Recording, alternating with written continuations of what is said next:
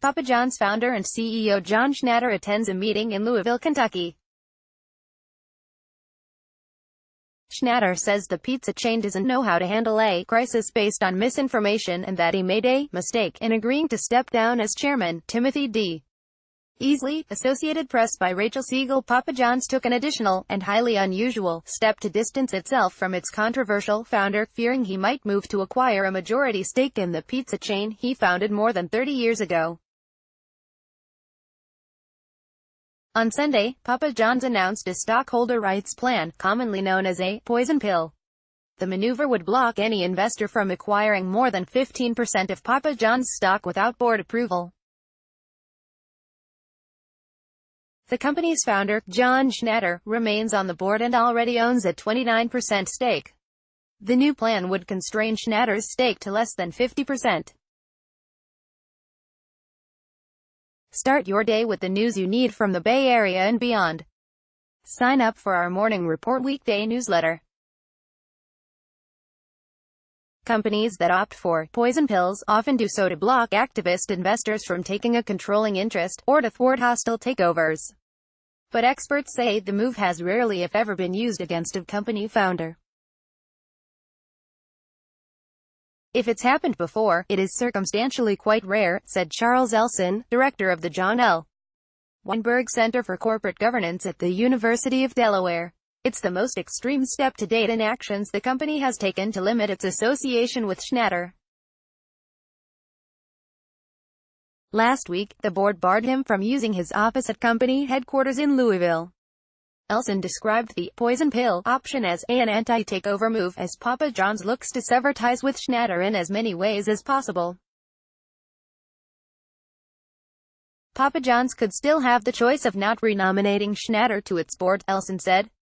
But the rare poison pill option may at least in part be the company's answer to its very difficult position, Elson said.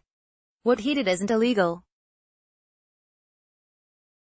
It's just very, very disturbing, Elson said. He insulted a good deal of their customers, and that's the problem. But he is still a large shareholder. And a shareholder, whether you agree with them or not, is still a shareholder. Earlier this month, Forbes reported that Schnatter used the N-word during a call between Papa John's executives and the marketing agency Laundry Service. In a role-playing exercise intended to coach Schnatter on public relations crises, the group asked Schnatter how he would distance himself from racist groups online.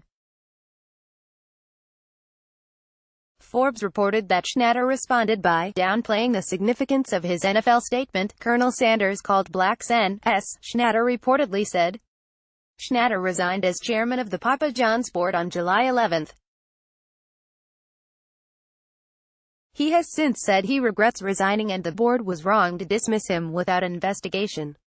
Schnatter had already stepped down as the company's chief executive in January after saying protests from National Football League players were hurting his pizza sales. After reports of Schnatter's use of the N-word, Papa John's stock plummeted to a 12-month low. Prices went up 12% after Schnatter's resignation. Shares fell nearly 10% to $46.56 in trading on Monday. On July 13, the company said it wouldn't use Schnatter in advertisements as it sought to regain trust. That day, Schnatter told Louisville's WHAS that his remarks were taken out of context. I can't talk like that even if it's confidential and it's behind closed doors, he said. I did it, and I own it, and I'm sorry. And I'm sick about it, frankly. Anthony Jandro, a corporate reputation advisor based in New York, said the poison pill move is a distinct way for Papa John's to create space between itself and its fiery founder, but it is not the same as the company taking a public stance against racism or the use of racial epithets. Unlike Dick's Sporting Goods announcing it would stop selling assault-style rifles after the mass shooting in Parkland, Florida, for example, the poison pill move allows Papa John's to act specifically against Schnatter.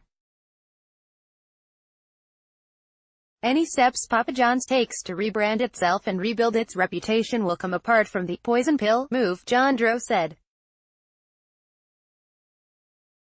That could include finding a new spokesperson or even renaming the company, despite the inevitable challenge that Schnatter is the John in Papa John's, Jandro said.